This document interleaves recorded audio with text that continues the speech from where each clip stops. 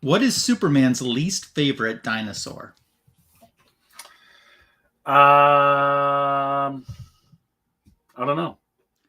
Tyrannosaurus Lex.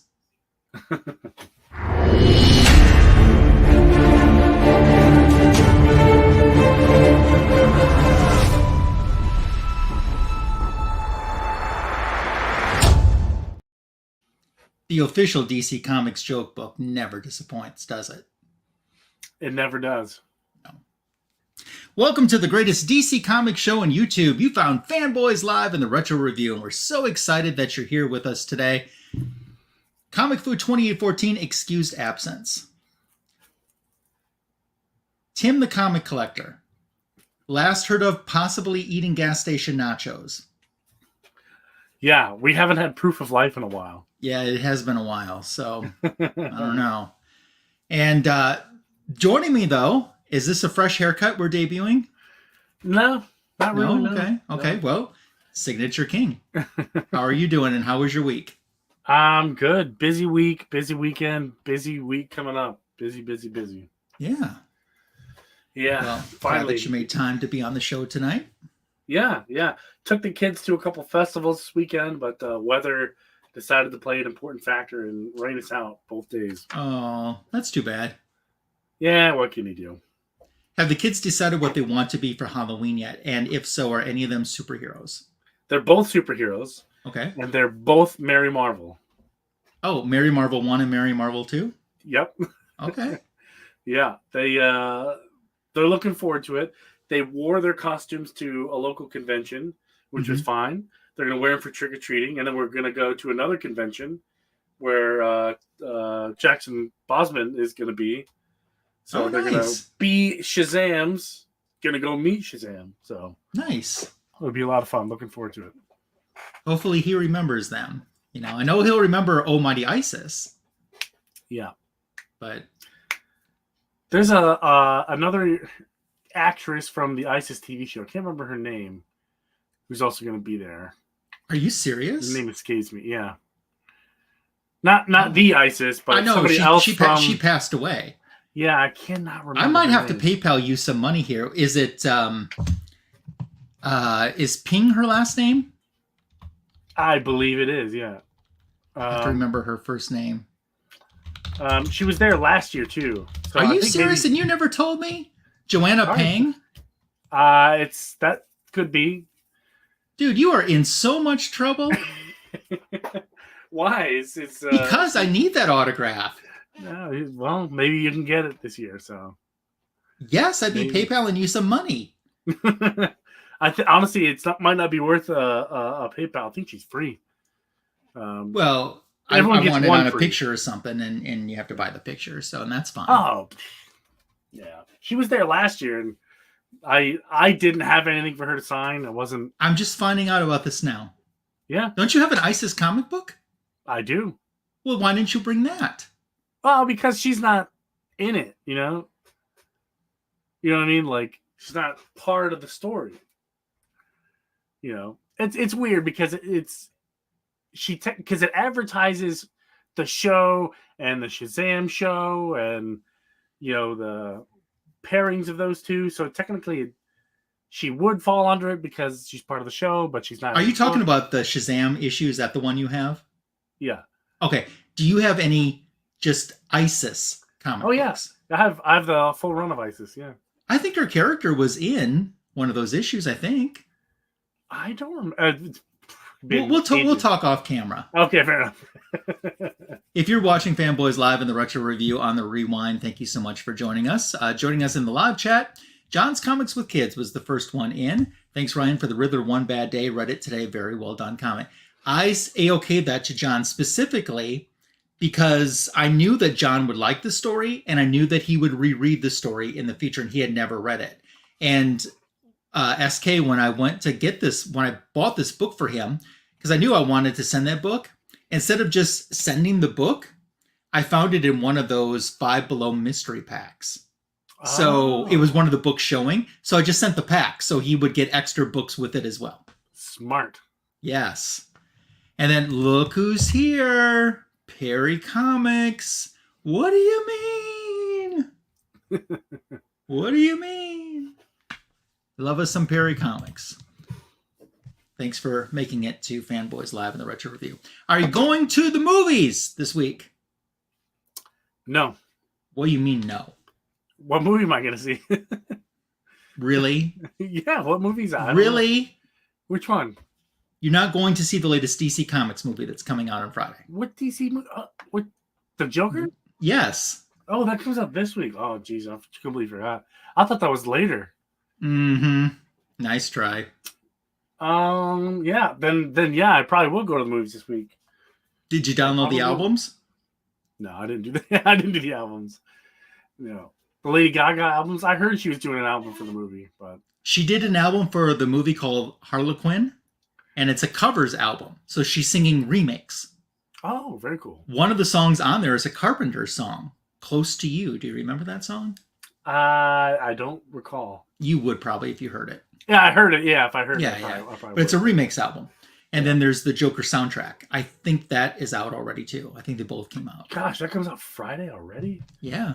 Hey, Carlito Classico. Happy to have you stopping by and hope that you've had a great weekend. Yeah, I'll probably drag the missus and we'll probably go. Is drag the key word there?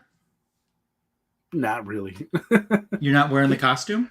No, definitely not. Is she bringing the sign? The little face thing on the stick? No, she will not be. Are you sure? I'm positive. Can I talk to her? No, you cannot. You mean this thing? Yes, that.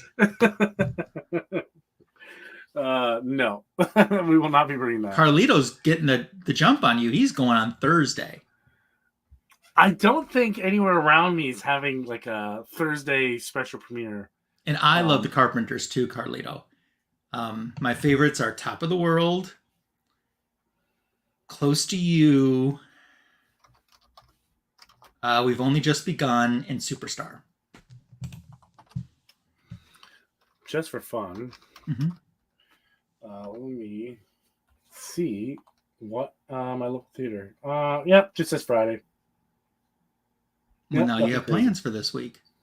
Yeah. Oh man, they have a 9:00 showing. That's tempting. 9:00 on Thursday? No, Friday, Saturday. Because then my wife will definitely be home. Yeah, Mm-hmm. Cool. Thanks for giving us plans. There you go. That's cool. I don't know why I thought it came out like in November. Nope. It'd be coming out October. And you know what this week is? October. Shark Week. No, I'm just kidding. We did Shark Week on Fanboys once. We did. That was fun. It was. Everybody loves Shark Week. Yeah, that was fun. So what's going on news-wise? Lots of stuff.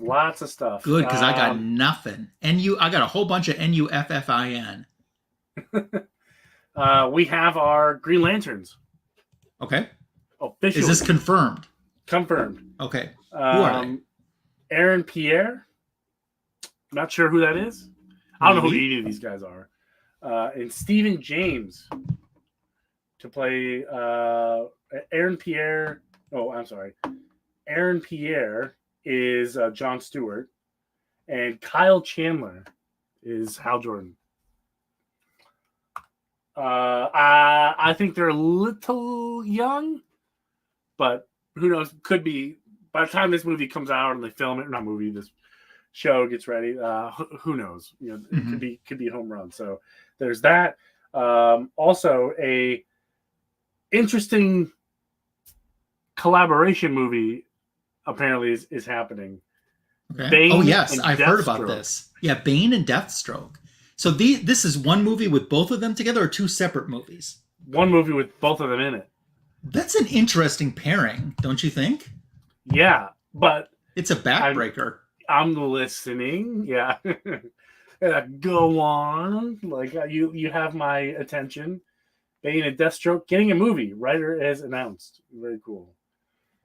Matthew Orton is developing this movie over at DC Studios. See, this is what I like. They're not sticking with like a Batman, a Superman, a Wonder Woman. You know what I mean? Like we're getting some of these weird team ups. I'm a sucker for a weird team up. who knows if this is going to be in Gotham or if Batman's involved at all. Maybe they're two just, they're both kind of like mercenaries. Maybe they're just chasing the same client. Who knows?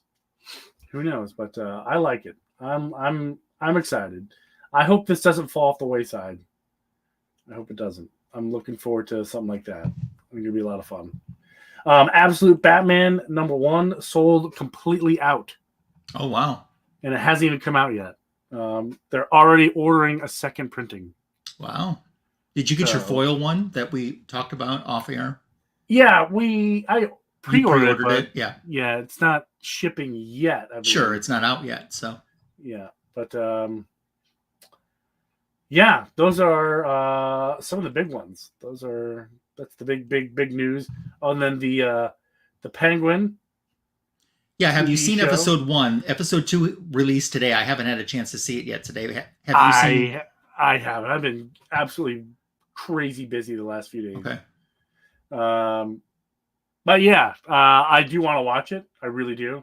I might wait until they all release so I can and then kind of binge them. Just burn them all at once. Sure. Yeah, that'll be interesting as well. I heard it's a good show. Colin Farrell does a good job.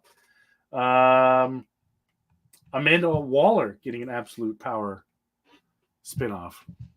Ongoing, sure limited, or one shot? Limited series. Okay. So I imagine it's between 4 and 6 issues. Sure. That's my guess. Yeah, that's it. I mean, I probably shouldn't talk rumor-wise since it is a rumor and it's not a confirmed fact.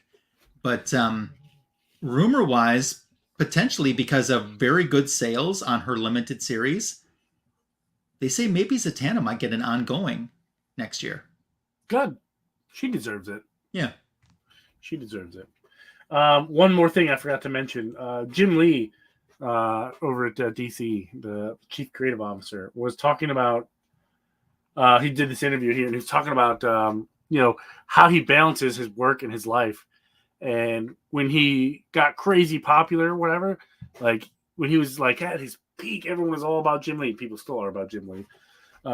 He had a terrible work-life balance and he fell asleep driving his car twice. Oh my gosh. And one time he was in a bit of an accident. No one was injured. But he sucked at the work-life balance. And eventually he got into a point where it's like, it's 4:00. Stop drawing.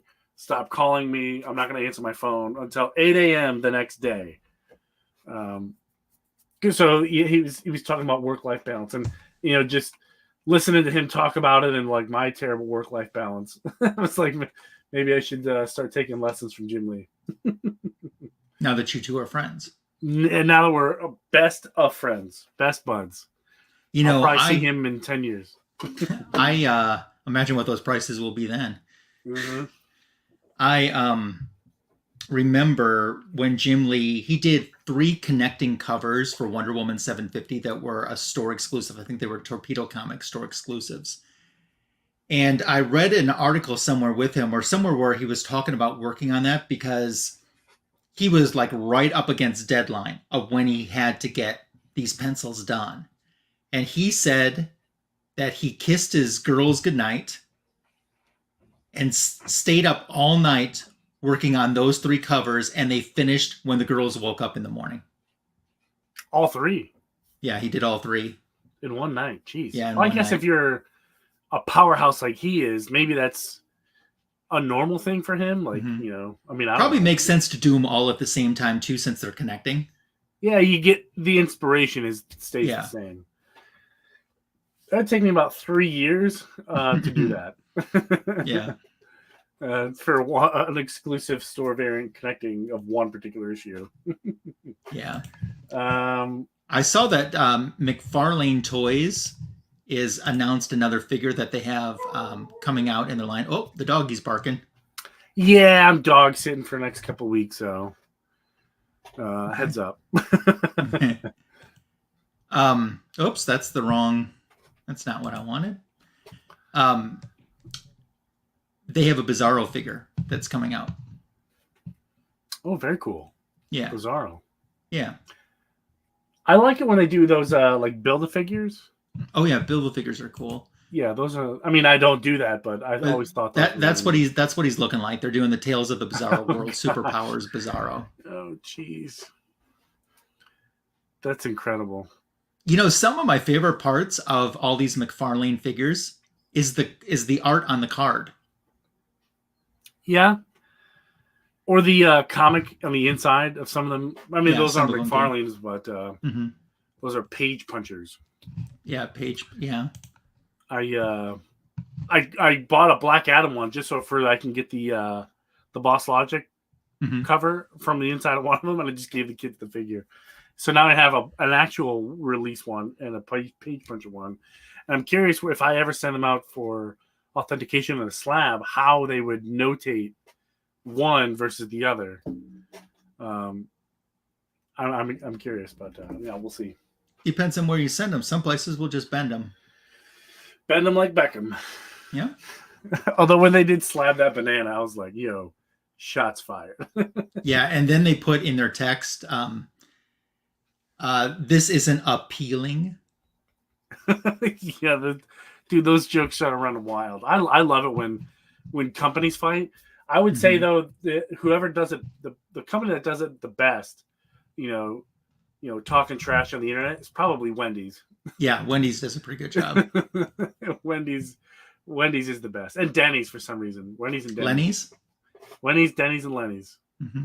But yeah, that always gets my attention for social media. I love. If you understood my Lenny's joke, you are officially old. I didn't. Yeah, then you're young. Young. I'll be 38 next year. 38. Seems Yeah, like 38. just last year you were 36. Yeah, it was. You're right. I'm 38. Man, I'm getting old. That's too bad. What can you do? Anyway. Yeah. Story. So we'll go into the retro review. It was your pick, but in all honesty, I kind of like cajoled you into a pick. You did. You forced my hand. I did a little bit. So you want to tell them what our retro review pick is tonight? I'll tell him what the pick is. You tell him why I picked it. Okay. Okay, so here's our pick. We did issue 55 and 56. This is issue Of Showcase. 55 of Showcase. Yep. Dr. Fate and Hourman are in both issues. Yes, and Green Lantern is in this one. And I say you picked it because you owned it. And you like Dr. Fate. I love Dr. Fate.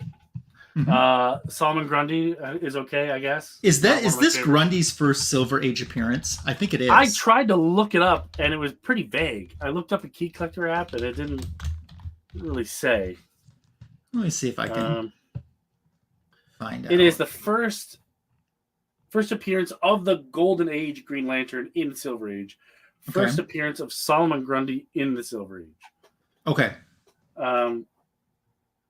Surprisingly, this book is, even in high grading, is still very affordable. I'm looking at some graded 8s going for about $300. Mm-hmm. So that's pretty good. Yeah. A graded 8, I'll take it all day long. But yeah, mine's definitely not an 8. Mine is I don't even know if it would even get a grade because it looks like the staples are still there. And the pages are consistent. They're not falling out or anything, but it's just seen better days. It's a great cover though. It is a classic cover. I think I got this for like cheap. I don't even remember. Cheap. But yeah. This is the Super Team Supreme. Super Team Supreme. That's what they're referred to in the issue. And heads up to everyone who wants me to do an in-depth read. I'm not going to do that because there is a ton of meat on these bones. Okay. You will be full, as Lasso can attest. There's there's a lot of story. They don't do it like this anymore. It's like all story. Mm-hmm. Did you need an assist for this issue too or not? Yeah, I can pull it up. Good point. Okay. Let me share my screen here. No, not that one. I don't want this one. Yeah. There's our cover. Yeah. So, yeah, Dr. Fate, Hourman. So this issue kicks off here where, Solomon Grundy was coming out of the swamp and he encountered Green Lantern. And for some reason, Green Lantern is able to dispatch him fairly easily. Puts him in a ball, hurls him into space. He comes back down to Earth. The ball crashes or cracks, and he's able to escape. Oh, Mr. John, how you doing? He's able to break through some walls. As it turns out that it's the Dr. Fate's tower, the tower of the name escapes me, but I thought it was the Tower of Fate. It is a Tower of Fate. Yep. Mm-hmm. I kept thinking Tower of Dr. Fate, but it didn't sound right. Tower of Fate, and once he's inside the Tower of Fate just starts emitting this big distress beacon, sort of thing. So Kent Nelson and his wife Inza, and the way they notate that in here, it made me chuckle. Whoa, there, Geo Joe guy.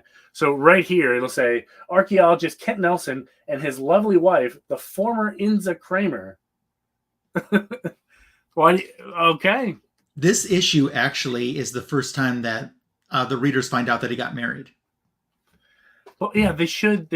That should be a big that should be a key though. Whatever.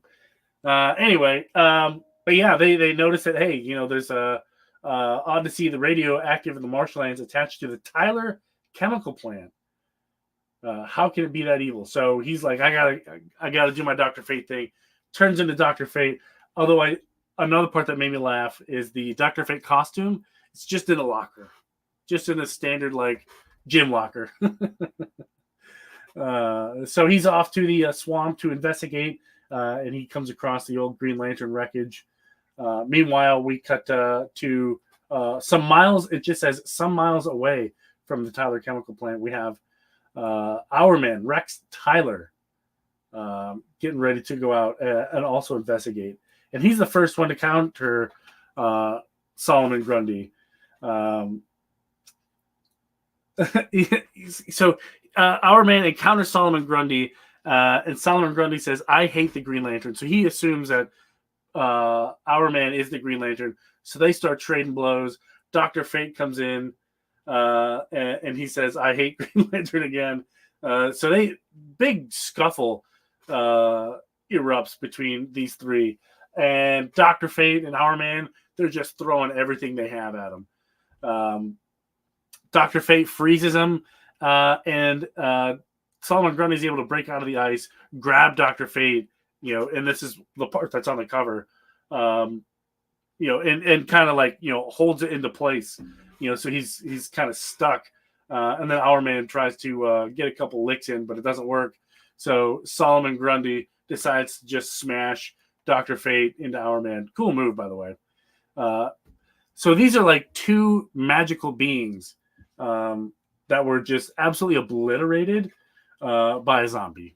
And that part, kind of makes me laugh. Dr. Fate is supposed to be this big, all-knowing, all-powerful, all-seeing eyes, ears, and voice of the Lords of Order, and he can do all these crazy magical things, but he can't fist fight Solomon Grundy. He gets taken out by a tree. But yeah, Solomon Grundy is he's on a rampage. Keep in mind, Solomon Grundy was a criminal, but now he's a zombie, so he still has these criminal-like tendencies, and we find that here in this panel where he goes into the bank to steal money, but it doesn't make any sense because he's a zombie. What is a zombie going to need with money? But Green Lantern, he's here to save the day. He finds out that Solomon Grundy's still doing Solomon Grundy things, and they have a big, bout of power. But finally, Dr. Fate's able to catch up. It says here, I was able to track him by his footprints. Really, you're the all-powerful Dr. Fate, and you track somebody down with the footprints? Come on. But hey, this is the 60s. No one really cared about continuity. Maybe they did. I don't know, but definitely bothered me because I'm a continuity nerd. Yeah, and then we have this another big clash here. But one thing I really thought was unique about this particular issue that I really don't see ever. If you zoom in on these panels, where does it see? Oh, I've gone too far. Oh yeah, way too far. So where was I at? Right there. You can see it's a little tough to see, but there's actually they put the time, like what time it is in each one of these panels.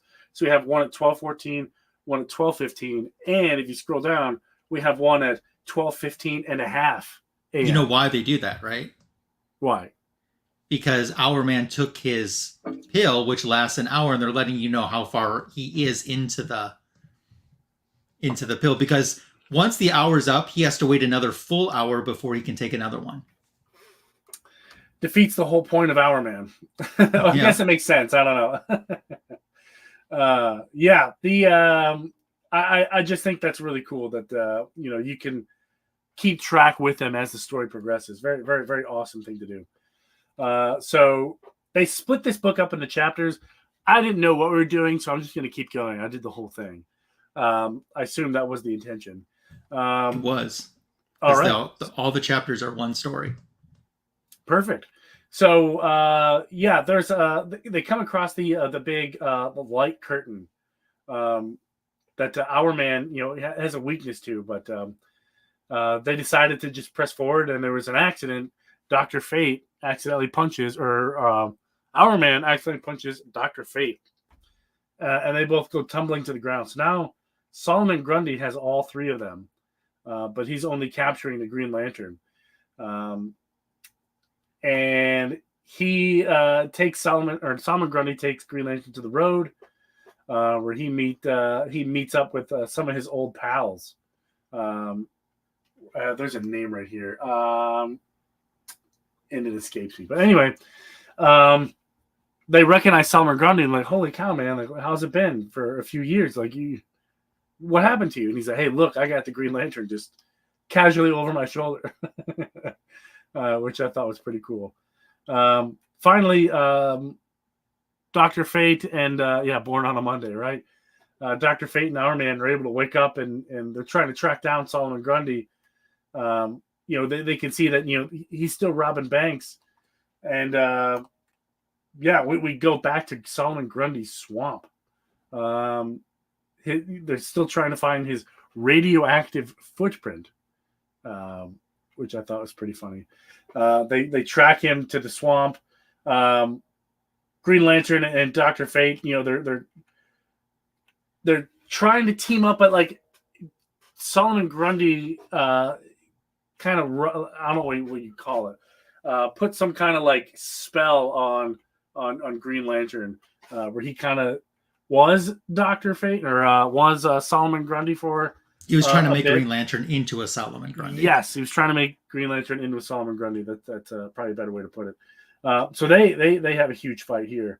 Then Hourman is able to join in, and this part was very magical for me to see Dr. Fate and Green Lantern combine forces to make a bouncy ball, essentially, just like how Green Lantern was able to dispatch him before. So they trap him in this little ball. Hourman punches him.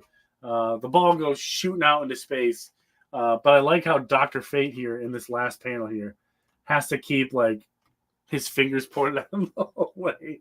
So what they did is the magic of Dr. Fate helped encase that bubble so he couldn't escape. He shouldn't be able to escape this time like he did last time. And they're putting him in an orbit around Earth so they can constantly keep an eye on him. Yes. So as opposed to sending him into another planet like they did before. Right. And he goes blasting off into space, and that wraps up this issue here. And we're so now that had you ever read this issue before, since you own the actual book? I did not. No, this was okay. So that was your first time. We'll talk more about that at the end. I'll say hello first to poor Mike, who showed up during the last review. So this is the next issue.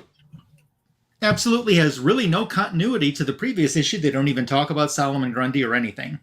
We get our splash page here, which is a little preview of what we're going to find in the story with Psycho Pirate, and we're going to see the two heroes battling each other. As we go into the main story, we have Kent Nelson and his wife, Inza. They're at an archaeological dig in Egypt, and she's like, why don't you use some of your magic, to make this digging easier? He's like, I can't do that. I'm forbidden to use that for personal gain. I'm an archaeologist. Now, I'm not Dr. Fate. He gets through and makes the discovery that he's looking for the mass of Medusa. Brings them back to the United States. First, before he does, they talk about the fact that, the rumor was anyone that gazed on the face of Medusa was turned to stone. But really, that wasn't the truth. And he talks about how, like, just in the story of Cinderella, that the word ver was thought to mean glass when it actually meant fur. He thought that turned to stone meant that they were overcome with emotions. So they take these masks back, and it's going to be on display at a party at Rex Tyler's house. Of course, we've already established him as Hourman. And Rex Tyler is there with his girlfriend, who is a movie star. Actually, I should say his fiance. And she's gone over to take a look at the masks and finds them breathtaking. Another party goer there decides to use a little vape. And with that, you see that lighter he has underneath there, and Yep. sets off something which the vapors from that start to trigger emotions in the people closest to the mask. And now Rex Tyler's fiance, she's like, I want all of these for myself. And she starts stealing him. He turns around to the other guests in the crowd and makes them think that it's funny that, she's an actress and she's putting on a performance, and they're just eating it all up. And she's escaping with the mask. And after she leaves, they're kind of like, I don't know why we were laughing or why we thought that was funny. Well, Rex Tyler and Kent Nelson, Dr. Fate, and his true identity run out to find her. And she's like, I don't know what I just did. I don't understand it. And she's like, I ran out and gave these masks to a homeless man. I thought he could, sell them and get a new start on his life. And I don't know where the masks are. I don't know why I did it. And she feels horrible. Well, Dr. Fate goes back to his tower and wants to look for the masks, but he can't find them in his crystal ball. Absolutely nothing is showing up. We find out that at the moment, though, the masks are in the Psycho Pirates headquarters. And it was all a plan. It was him that set off the vapors at that party. He snuck an invitation in. Then he goes on to tell that this isn't the original Psycho Pirate that people knew, and how this is a man named Roger who was in prison with the original Psycho Pirate. And the original Psycho Pirate taught him all of his secrets and how to harness human emotions, the cause and effects of it. He was elderly and about to die, and he passed all these secrets on. So when the man got out of prison, when Roger got out of prison, he read in a newspaper about the Mass of Medusa, and he's like, this would be a perfect opportunity to take what the original Psycho Pirate told me and launch my career as a super criminal. And he talks about how all he has to do is kind of wave his hand in front of his face, and then he could create the emotion that he wants the other person to feel. So he goes to test out how this is working. He walks into a bank and he kind of discards a newspaper. And he makes all the other people with his emotion so what was that newspaper about? What's the headline? Just all focused on that. And while they're focused on that, they're so focused on it that they don't even notice that he's let, the mobsters in to start robbing the bank. Well, Dr. Fate, who's still looking for the Mass of Medusa, still can't find him, but all of a sudden he gets this image of this bank robber, and he's like, I don't know what that has to do with the Mass of Medusa, but maybe I should go check it out. So he arrives at the bank and starts punching out the bad guys, and it's a pretty good fight going on, but all of a sudden, Roger, in his non-Psycho Pirate, out of his costume, walks in and starts to fill Dr. Fate with the feeling of pride of all the villains that he defeated. And then he turns that pride to the fact that frustration that he'll never be able to defeat him again. And Dr. Fate essentially kind of imagines all of these villains that he's fought before, like Wotan, and they're coming out to, this is all an illusion, and he can't defeat them in this illusion. Mayur is another one that comes out to fight him too. And finally, Dr. Fate does realize that this was some type of illusion that he has succumbed to. In our next chapter, we have Rex Tyler He's turned into Hourman. His fiance says she can't marry him now because she feels like stealing, even though he knows it wasn't her fault. She just can't get past that she did what she did. So he wants to go out and solve the mystery of what happened. So he hears about the bank robbery. He heads over there and they start telling him about how Dr. Fate was there and how everything kind of started with this newspaper.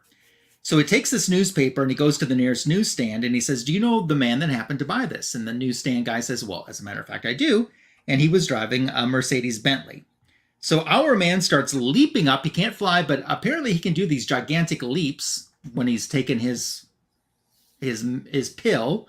And he's looking for this specific vehicle. And he finally finds it.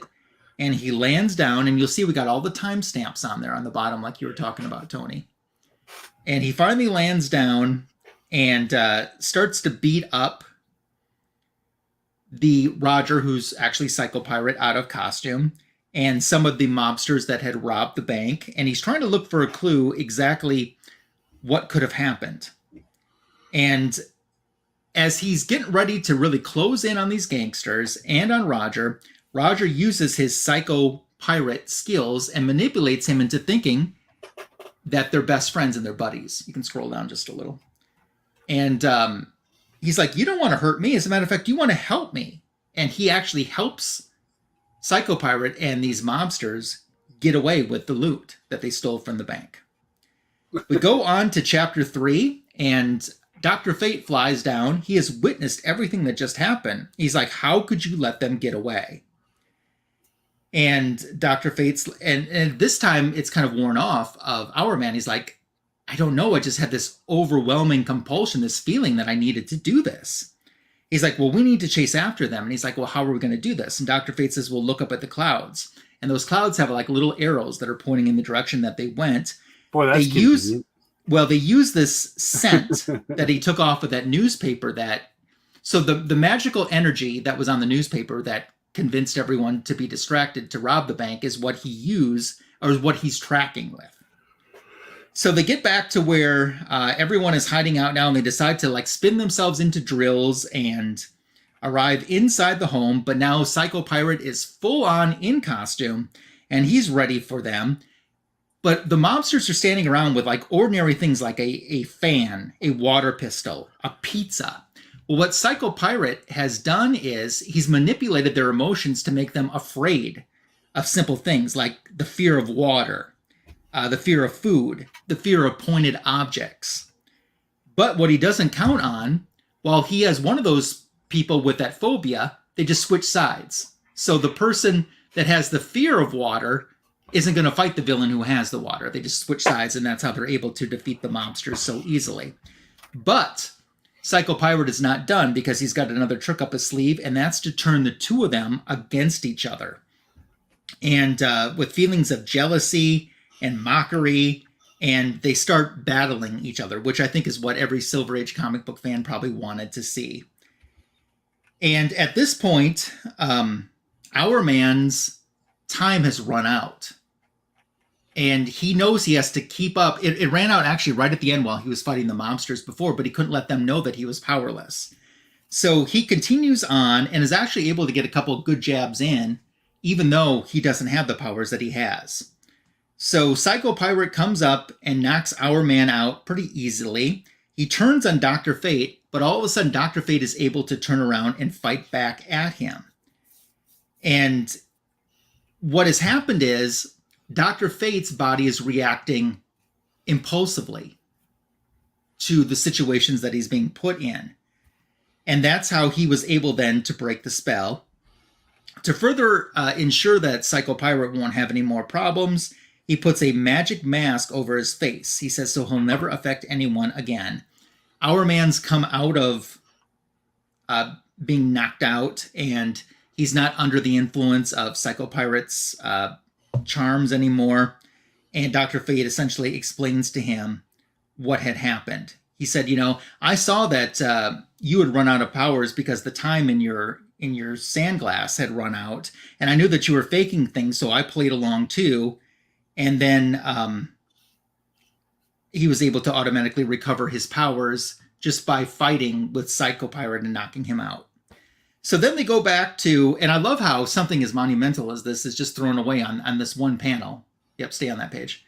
And he goes back to tell his fiance, Wendi Harris, the movie star, that she's cleared. This is what happened. And then he says, honey, now that your name has been cleared and you've agreed to marry me, it's only fair that you should know I've been leading a double life. I'm also our man. And Dr. Fate says, it's true, Wendi. And she says, all I really care about is that you're going to be my husband 24 hours a day. Then he kind of looks at Dr. Fate like, get lost, we want to stir the spaghetti sauce. And that's how the issue ends. Very cool. So what are your thoughts about, if you actually scroll down just right there, isn't that cool? No, go back up, Batman. Oh, yep, Batman, okay. Isn't that cool that they got an ad there for the Batman kit? The Aurora model kit that you could put together Batman? That's pretty cool. Oh, that's what that is, okay. Yeah. So what are your thoughts and grades on a story like this? Oh, he's gone. I guess I'll tell you my thoughts and feelings on this story while Tony tries to come back. So my thoughts is I liked the two stories. I wish that they had been a little more interconnected, but back then continuity wasn't such a strong thing as it is now. And like in my story, if they would have said, oh, it was so good working with you, again on the Solomon Grundy case, but these are two separate standalone stories that didn't have to happen in consecutive issues. That could have happened at any point. So yeah. I wish there was a little more consistency with that, but I still did enjoy the pairing of the two characters. I think it probably was some type of test to see if these two together could sell a book well. Probably didn't sell enough because it never really happened. And we saw them together as in group as part of the JSA. But I still like the pairing of the characters. I thought the stories were interesting. Mine's also a key because it's the death of the original Psycho Pirate and the introduction of the new Psycho Pirate. I'd reread these stories again, but out of a 10, I'll probably do 7 out of 10 combined for the two stories. Yeah, that's about what I would do. I like Gardner Fox as a writer. I like. There is a lot of stuff packed in the stories, though, like more than there needs to be. And gosh, what's the artist's name again? Something Murphy Anderson. Murphy Anderson. Yeah, they're also the original JLA creative team. Yeah, they do a lot. I enjoy their stuff together, but I don't know. Maybe it's because I'm used to a different version of Dr. Fate, but I there's some inconsistencies, especially even in my book, where he's this all magical, all knowing being, but Solomon Grundy could just beat the snot out of him with a stick. Like how do you not? I mean, you're supposed to be able to look anyway, but I mean, it's okay for the time. Granted, these were for kids, not almost a 40-year-old grown adult analyzing everything. Yeah. But it for what it is, I agree. 7 out of 10 is probably the perfect number. Yeah, for a kid, I mean, back in the Silver Age, I feel you got your money's worth for sure. Oh, yeah, especially, 12 cents? Yeah. And I mean, you didn't have to worry about picking up the next issue to see what happened. Didn't matter that you didn't read the previous issue. If you didn't know, if you never saw the previous issue, you probably didn't even know that they were together in it, Yeah. Because there was no reference to it or anything. But I guess, sometimes there is something to be said for the nostalgia of the simpler time of it. And you have to look through it sometimes with those goggles. But the artwork was strong. Some of the coloring was really good, I thought, too. Yeah. And I like the pairing of the two together. Yeah, they really don't do much with Hourman anymore. No, not a whole lot. Not really. Yeah, from the more modern iterations, he's not really he can only be Hourman for an hour. Which makes more sense to me. Because now that Damage, DC's Damage, that character, well, he's their answer to the Hulk, and he can only be the Hulk for an hour. So is he the new Hourman? Who knows? But I like these two together. Maybe they should bring them back. Yeah, something different, something fun. To look at tonight. So yeah, cool. It was a lot of fun for sure. Yeah. So what's going on with your channel? What type of stuff do you have for a book show? We got plenty of time to chit chat. Let me let me grab a book show here. I've got plenty. So one book that I was able to finish getting signed, two of them, I'll show you here. This first one from Baltimore Comic-Con was able to get Liam Sharp to finish this one up. Nice. So now I've got the Laura Martin, Liam Sharp, and Matthew Clark. Although this book bothers me because he did autograph it with a highlighter. Yeah, not good. Bothers me. Also able to finish my Suicide Squad. Carl Kessel. Very Nice. cool. And the last one that I'll show here. Let's see. I'll go with this one. Is Blue Beetle. I got Scott Collins to sign it. Nice. Already had a Collie Hemner. Mm-hmm. So I was able to add Scott Collins to these. So that's my book show. As you can see, I'm still putting books away. Like it was busy. I was able to get a lot, and then I didn't have the time yet to do any of that. But coming up on my channel, this I think it's Tuesday. I already have it up on my channel. Is I go through my entire Jim Lee haul, share the photos, look at the prints. We do it all. So if you're curious to what I got, that's this weekend. A couple of shorts planned through the week, so stay tuned for that. But lots of Baltimore Comic-Con footage coming up. This week's Jim Lee. Next week is the overall haul that I got. And then when the books return from CBCS, we'll go through those as well. Cool. So lots of stuff. And then you were on a live stream the other night. I was on a live stream the other night with the Stash Bros, Sig Slayers. That was a lot of fun. We went over and we each picked 10 books to show off. Man, it's really nice to see what everyone else got at Baltimore. Had a lot of fun doing it. So looking forward to doing more of it for sure. Cool. There's links to Signature King's channel in the description for this video, so the rest of the Fanboys panel as well. Subscribe if you aren't already. It certainly is appreciated and a great way to show support to the community. Talking about my channel, I mean, nothing really changed. It's everything that you kind of expect to find on my channel. This past week, we had the back issue of the week YouTube short, which was on the Penguin. We were talking at the beginning of the stream about the Riddler One Bad Day book. Well, the Penguin One Bad Day book was my back issue of the week short. That's currently out. Then on Tuesday, I dropped an All Dazzler haul video, which is on my YouTube channel. Tomorrow, the back issue of the week is tied to Agatha All Along, the Disney Plus show. And since we're getting ready to start the month of October out, we'll start out with a witch. So, how do you like that show? I heard reviews are kind of mixed. To be honest with you, I'm not through everything. So I at least like to get caught up to where it's at now before I voice my opinion. So I've been watching. Is it what you expected it? No. Okay. Fair enough.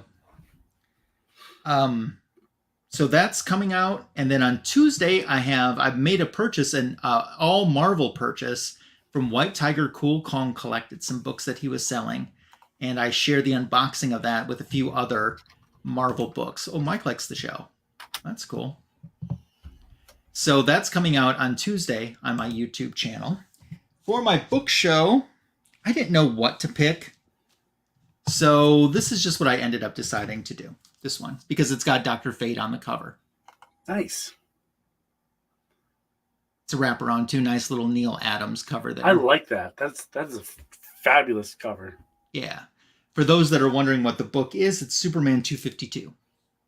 So, just thought that would be fun. And it also has the Spectre on there for Spectember. Spectember. Yeah. So that's my book show. If you have something that you'd like to share with us as a book show, share a cover on Instagram. Maybe it can be Dr. Fate, Hourman, or anything else DC that you'd like to share. Use the hashtag FanboysLive and the retro reviews so we can make sure that we see it. That's awesome when you do that too. Absolutely. Don't forget to sub each other too in the chat. A lot of people here in the chat do some real great content. Sub up that Perry guy. He needs some subscribers. Yeah, oh my gosh. Needs every subscriber he can get. What do you mean? Yeah. Anything else you want to talk about, or are we going to wrap her up? Did you pick up any new books by chance? No, I haven't been. I haven't been for a couple weeks. What did come out that I need to get are the facsimiles for the Superman versus Wonder Woman Treasury. I do have an original, and then when they redid it in a hardcover format a few years ago, I had that too. But I wanted to get the foil facsimile. Very cool. Which would have been awesome to have signed by Garcia Lopez since he did the cover. Yeah. So, where is it? Starting here and going here. So finally, all these finally came out. I pre-ordered all 7, and I'm done. I got them all now. So, and this is the Absolute Power Task Force tie-in. So I ordered all of the Dan Mora foils. Oh yeah. So it was issue 1, Superman. Issue 2, right? Yeah, make sure they're in order. Aquaman. Issue 3, Green Lantern.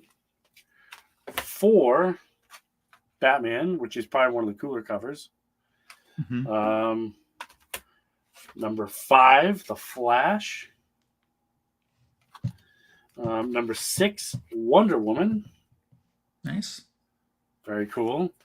And finally got number 7 in. So we are all done here. Martian Manhunter. Okay. Awesome. So I got the complete run in foils. So that's interesting. Did you pick up any of the Nicola Scott artist variants for the month? I did not. Mostly because for whatever reason, I couldn't find them in my pre-order app. But the other foil I did pick up is the Super Sons Absolute Power tie-in, or Super Sun, I'm sorry. Mm-hmm. Super Sun Absolute Power tie-in by cover by Tyler, I already forget, Tyler something. Tyler Kirkham? So, no, Tyler Hussein. Oh. Can't I say his name? So it was definitely a foil-tastic day at the LCS. So yeah. Now all I need to do is meet Dan Mora and get him to sign all these bad boys. I think that'll be a lot of fun. Nice. Other than that, I mean, not a whole lot. I picked up some other back issues, new issues, but nothing cool like any of the super cool foils. But that's okay because I enjoy foils. Tell me, do you use the Comic Hub app? Does your LCS have a Comic Hub subscription? Not that I know of. It's pretty awesome, but also very dangerous at the same time. Mm-hmm. Because you can, like, if you look so far ahead, you can see exactly what issues are coming in for your LCS, and you can pre-order those exact covers that you want. Mm-hmm. So that's how I was able to order. This is my first run using these Dan Mora covers on the Comic Hub app. So, boy, that is for the wallet, not good. Sure. Good for the soul. Mm-hmm. Yeah. Not so good on the wallet, but I love it. So if you get the opportunity to use that app with your LCS, I highly recommend it. Nice. Cool. Well, I guess that wraps up the greatest DC comic show on YouTube for this week, Fanboys Live and the Retro Review. Thanks to everyone who joined us in the live chat. If you watched on the rewind, thank you as well for spending some time with us and making it all the way to the end. We hope you enjoyed the show tonight. We always have a great time hanging out with you and hope you have a healthy, safe, happy, successful week. Catch you next week. Say goodbye. Bye. Bye.